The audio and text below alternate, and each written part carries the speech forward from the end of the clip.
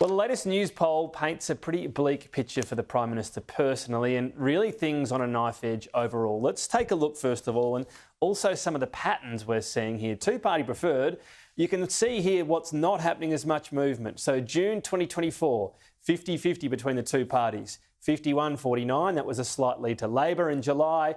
August back to 50, September back to 50-50. In other words, this very even contest seems pretty set in. There's not a lot of movement going despite policy debates and so on. And on primary, when we pull that up, it's a similar situation. Very little variance. Even this is going back to February. Labor, their lowest in that time is 32% primary, their highest 34%. The Coalition 36-39. So not much is happening. Are there opinions that have set in? For now, at least, people are not really changing their minds. That does tend to happen in an election, but if you want, we're in a bit of a stalemate right at the moment. What would this mean then if it was 50-50 on election day with the uniform swing? These are the Labor seats we'd see at risk, or if the uniform swing happened, these are the ones that would go. Gilmore, Lyons, Lingiari, Bennelong. So these are all seats under the margin there of 2.5%. Then you get a couple more as well that would go. So Higgins, Robertson and Tangney. Now there's a possibility. Others go, of course. We're just applying uniform, and now we're saying there goes 7 seats from the Labor Party to the Coalition. What would that look like then in terms of the overall parliament and how that would set up? All this talk of minority parliament. This is why 76 needed for a majority. If that swing happened, Labor's way off. The Coalition is even further off. This assumes those teal seats are still in teal hands, so none go to the Coalition. But look, even if they pick up a couple, that wouldn't be a bad result. They're still way off, and that assumes Labor, all those seats that they were contesting with the Greens last time, stay in Green hands. Now, there are more under threat than the Greens, so maybe Labor's a touch lower. The point here is this is as deep into minority parliament as you could get right now at the moment with these polls. I'm sure both sides will start using that in the next few months as well if they feel as though they can get the upper hand. So what about the leaders? This is net satisfaction. Anthony Albanese versus Peter Dutton. This is just post the election, July, plus 35 to Albanese, minus 4% to Peter Dutton. A year later, plus 11 for Anthony Albanese. So he's still relatively popular, and Peter Dutton's lost a lot of bark, if you like. What happens then is the concern for Labor. Anthony Albanese goes to minus 10. That's after the referendum was lost. At this stage, Peter Dutton, you'll notice he doesn't really move, so it's more about the Albanese side. He levels back up to 0% only a few months ago after that budget. Now back down to minus 13. This is not where he wants to be as Prime Minister. Level with Peter Dutton. Why do I say that? Let's look at the history, if you like, of the net satisfaction of a Prime Minister versus an opposition leader. 2018, Bill Shorten was favourite for the election. This is just on the election, or this is 8 months out, I should say, the same period we're at right now. Scott Morrison plus 2, Bill Shorten minus 14. We know how that ended up in the end. Then we go to here, 0% versus minus 9% for Albanese, so that's closer. What that does show is you can close this contest a lot in the last few months. This can bounce around, but look at the favoured element of incumbency there, how much Anthony Albanese was behind, and now he's on the level with Peter Dutton. So for all the talk of how divisive they say Peter Dutton is, Anthony Albanese is now at these same levels effectively. What about election eve? How much does this change? Because people say, don't look at this measure too much. This is the measure right on the election eve, the final Newspoll before the last 2 elections. As you can see in 2019, it was an indicator. We might not have looked at it much, but this was an indicator. Bill Shorten was still unpopular and it was a factor. Then we fast forward to the next election.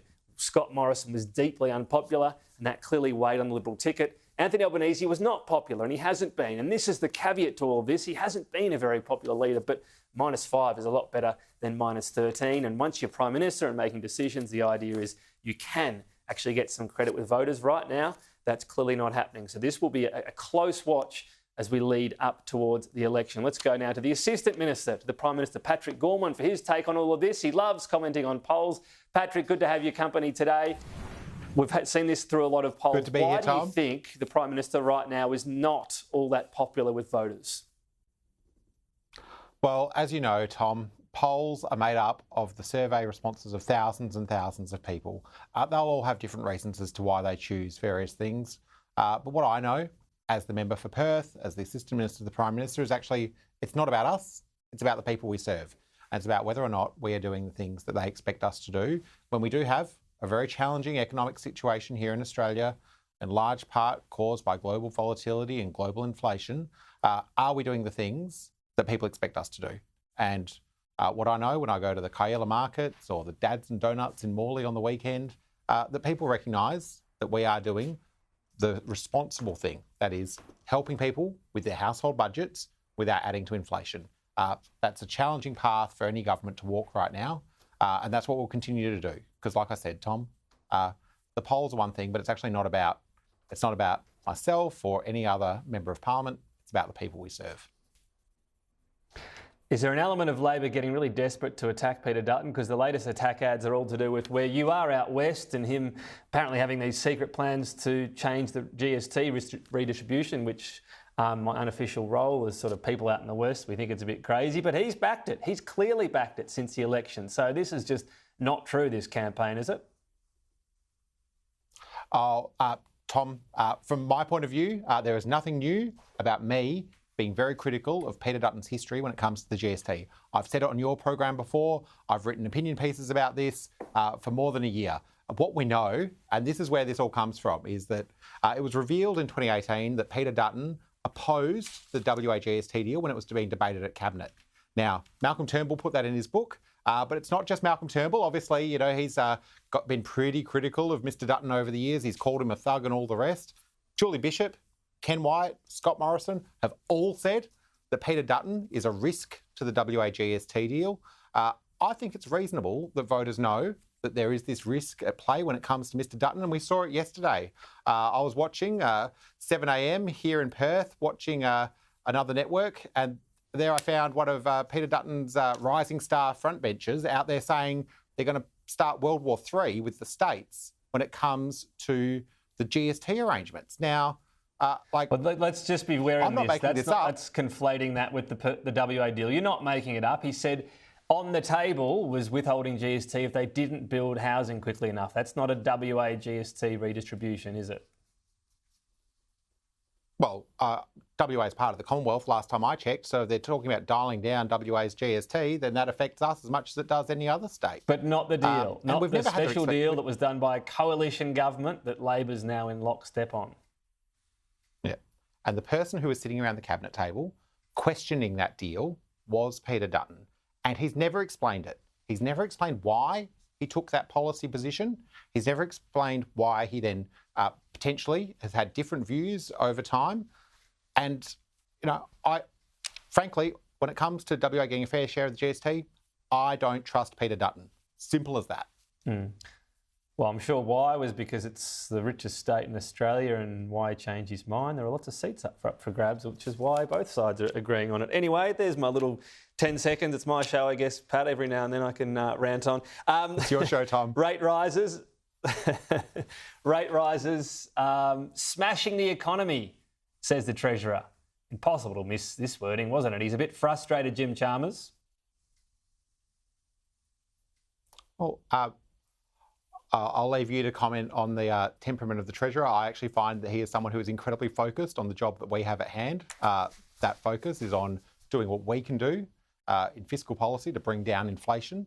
I know that, you know, last month we saw here in the West, people getting the first of their $700 electricity bill credits, putting downward pressure on inflation, supporting households. You know, I think what the Treasurer is reflecting is that we know that people are doing it tough. We know that their household budgets are under pressure. I think it's appropriate that we actually talk about what is happening to people in the communities which we serve. But we always know politicians choose their words carefully. So this is the first time, correct me if I'm wrong, where he said very carefully, calculated notes, talking points, whatever you like, put out there, that these rate rises are smashing the economy. That's a shift, isn't it? I think I've seen a number of pieces of commentary and articles by the Treasurer over time talking about the real pressure that global inflation is putting onto households, the real pressure that volatility is putting onto households, and just the reality that, of course, when you've got interest rates that have gone up as high and as fast as they have, that puts pressure on people. I mean, he's the Treasurer of Australia. Of course, he sees that in the work that we do every day. What we've done is where we can is to provide relief.